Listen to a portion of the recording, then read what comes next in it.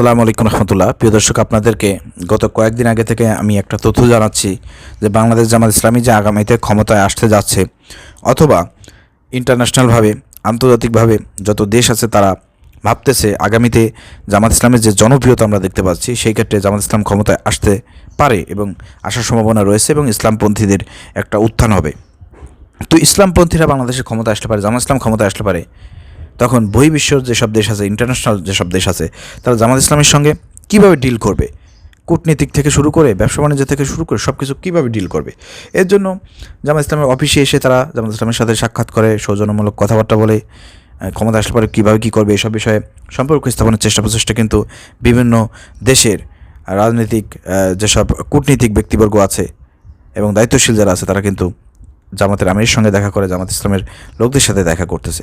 বরঞ্চ শুধু দেখাই করে না, তাদেরকে আবার পাল্টা দাওয়াত দিয়ে তাদের অফিসে নিয়ে যাচ্ছে, তাদের দেশে নিয়ে যাচ্ছে। এই যে জামাতের সাথে একটা সুসম্পর্ক তৈরির, এটার কারণটা কি? এটা সিমটম, লক্ষণ কি? এটার লক্ষণটাই হচ্ছে যে আগামীতে জামাত ইসলামের ভবিষ্যৎ খুব উজ্জ্বল সম্ভাবনা। তো প্রিয় দর্শক, রিসেন্টলি যে আপনার জামাতের জন্য একটা গুরুত্বপূর্ণ নিউজ এবং জামাত ইসলামী যে কাজটা করেছে সেটা আপনাদের জানা উচিত যে জামাত ইসলামী কোন পর্যায়ে পৌঁছে গিয়েছে।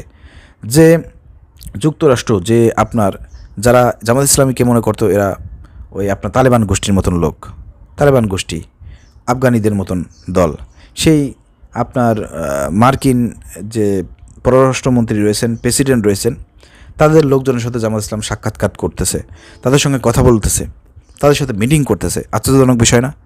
এখনও আমেরিকা, তারপরে এই যে ইউরোপ কান্ট্রিগুলো জামাত ইসলামকে কোন চোখে থাকে?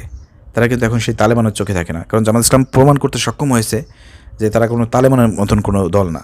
বাংলাদেশে জামাত ইসলাম একটি রাজনৈতিক দল, গণতান্ত্রিক রাজনৈতিক, বাংলাদেশের নিয়মতান্ত্রিক গণতান্ত্রিকভাবে তারা এদেশে রাজনীতি করে যাচ্ছে। অতএব এদেশে নিয়মতান্ত্রিক গণতান্ত্রিক পদ্ধতিতে তারা এদেশে ইসলাম প্রতিষ্ঠা করতেছে, এদেশ পরিচালনা করতেছে, এদেশে ক্ষমতা আসতে চায়। এই জিনিসটা কিন্তু জামাত ইসলাম বোঝাতে সক্ষম হয়েছে, যার কারণে জামাত ইসলামের সাথে মিটিং মিছিল কোনো কিছু করতে কিন্তু তাদের কারো কিন্তু কোনো সমস্যা নাই। তো এখানে একটু খেয়াল করে দেখেন আজকের যে নিউজটি, বাংলাদেশের সফররত মার্কিন প্রেসিডেন্টের দক্ষিণ ও সেন্ট্রাল এশিয়া ব্যুরোর deputy assistant secretary Nicole N Chulick এর সাথে আমির জামাত ডাক্তার শফিকুর রহমানের বৈঠক অনুষ্ঠিত হয়েছে। বৈঠকে খুবই গুরুত্বপূর্ণ বিষয় নিয়ে আলোচনা হয়েছে, কথা হয়েছে, খুবই ইম্পর্টেন্ট। আপনারা যারা জামাত ইসলামের নেতাকর্মী সমর্থক আছেন, আপনাদের সবারই জানা উচিত কী কথা হয়েছে, কী আলোচনা হয়েছে, আর জামাত ইসলামের ভবিষ্যৎ কী, জামাত ইসলামের প্ল্যান পরিকল্পনা কী, জামাত ইসলাম তাদেরকে কী আশ্বাস দিয়েছে, এসব বিষয়ে আপনাদের জানার দরকার আছে। আপনারা জানার জন্য ভিডিওটি শেষ পর্যন্ত দেখেন এবং ভিডিওটি শেয়ার করে সবাইকে দেখার সুযোগ করে দেন।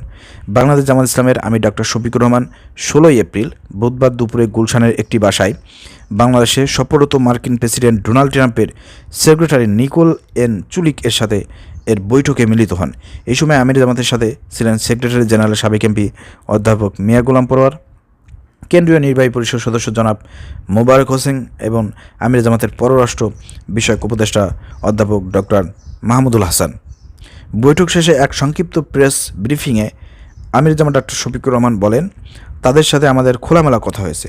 তারা বর্তমানে বাংলাদেশের রাজনৈতিক অবস্থা জানতে চেয়েছেন, তারা আগামী ইলেকশন কখন হবে, কিভাবে হবে এটা জানতে চেয়েছেন। তারা আরও জানতে চেয়েছেন যে সবগুলো দল রিফর্ম চাচ্ছে, সেই রিফর্ম কেমন হতে পারে এবং আমরা কী চাচ্ছি। আমরা যদি আগামীতে দেশের দায়িত্বে পাই তাহলে আমাদের ইকোনমিক পলিসি এবং ফরেন রিলেশনটা কেমন হবে। তারা আমাদের রিজিওনাল বা আঞ্চলিক বিভিন্ন বিষয়গুলো জানতে চেয়েছেন। আমরা এই সমস্ত বিষয় নিয়ে তাদের সাথে খোলামেলা কথা বলেছি। তারা মাইনরিটি ইস্যু নিয়ে কথা বলেছেন, তারা ওমেন্সদের রাইটস নিয়ে কথা বলেছেন, তারা লেবার রাইটস নিয়ে কথা বলেছেন। আমরা তাদের এইসব বিষয় নিয়ে কনভারসেশন করেছি।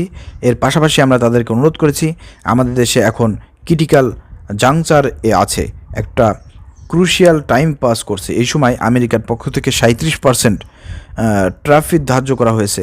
এটা যেন তারা পূর্ণ বিবেচনা করেন এবং আমাদের এই অনুরোধ যেন তারা প্রেসিডেন্ট ট্রাম্পকে প্রশাসনের নিকট পৌঁছে দেন।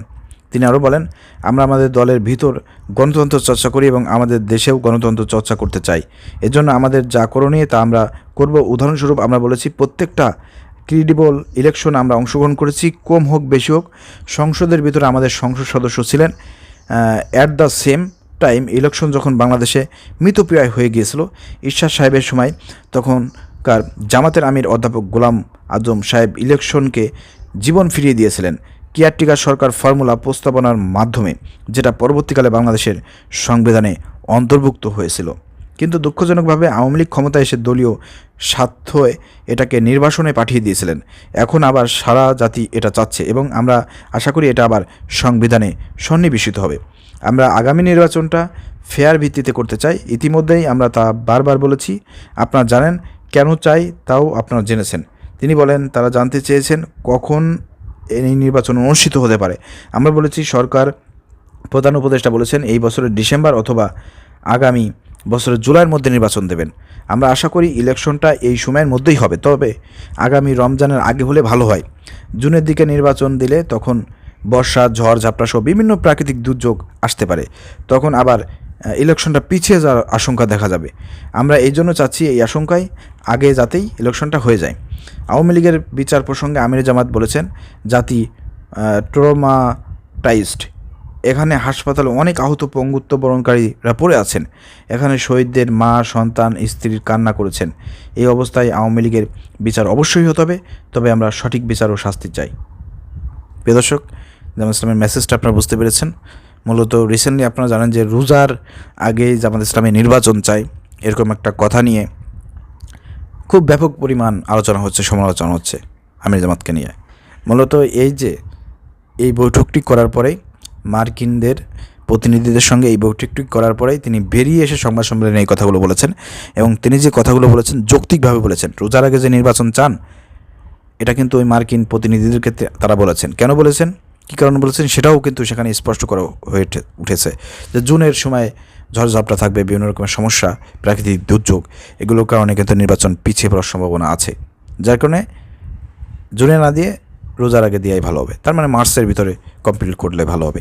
এমন এটা বিএনপির সাথে মিলে গেছে, বিএনপি নির্বাচন যাচ্ছে দ্রুত, জামাত তো চাইলো কেন? এখন সারা বাংলাদেশে তো জামাত জানে, আমাদের লোকজন জানে যে জামাত নির্বাচন চাচ্ছে না, তাদের পরে হলে ভালো হয়। কিন্তু মাথায় রাখতে হবে জামাতের আমির এই কথাটা কেন বলেছেন, কারণ যখন তাদেরকে জিজ্ঞাসা করা হয়েছে তখন কিন্তু ডক্টর ইউনূসের কথাই তারা তুলে ধরেছেন যে ডক্টর ইউনূস কমিটমেন্ট দিয়েছে যে ডিসেম্বর অথবা আগামী জুনের মধ্যে দেবেন নির্বাচন, তার মানে দেবেনই, হবেই। অর্থাৎ সেই জন্য আমির জামাত বলেছেন যে জুনে যেহেতু দেবেই, জুনে দেওয়ার দরকার নেই, কারণ জুনে দিলে পিছিয়ে পড়ার সম্ভাবনা আছে। কারণগুলো তিনি ব্যাখ্যা করেছেন, ঝড়ঝাপটা, বিভিন্ন রকমের কালবৈশাখী ঝড় সহ প্রাকৃতিক দুর্যোগ, এগুলো হবেই, মাস্ট বি, হয় প্রতি বছর। সেই জায়গা থেকে কিন্তু আমির জামাত এই কথাগুলো বলেছেন যে জন্য ঈদের আগে দিলে পারে ভালো হবে। এটা নিয়ে সমালোচনা করার কিছু নাই। তো প্রিয় দর্শক, সমালোচনা না করে বিষয়গুলো বোঝার চেষ্টা করবেন এবং জামাত ইসলামের এই মেসেজ আপনারা বুঝতে পেরেছেন যে মার্কিন প্রতিনিধিদের সাথে কীভাবে বৈঠক করেছে, কী খোলামেলা কথা হয়েছে, বিস্তারিত বিষয়গুলো আলোচনা হয়েছে ব্যাপক পরিমাণ এবং পজিটিভভাবেই দেখতেছে। আলহামদুলিল্লাহ, আগামীতে জামাত ইসলামের ভবিষ্যৎ খুবই উজ্জ্বল এবং ভালো। এই লক্ষ্য উদ্দেশ্যে আপনারা সবাই কাজ করবেন। ইনশাআল্লাহ আগামীতে ইসলামের বিজয় হবে, জামাত ইসলামের বিজয় হবে। ধন্যবাদ সবাইকে। আসসালামু আলাইকুম রহমতুল্লাহ।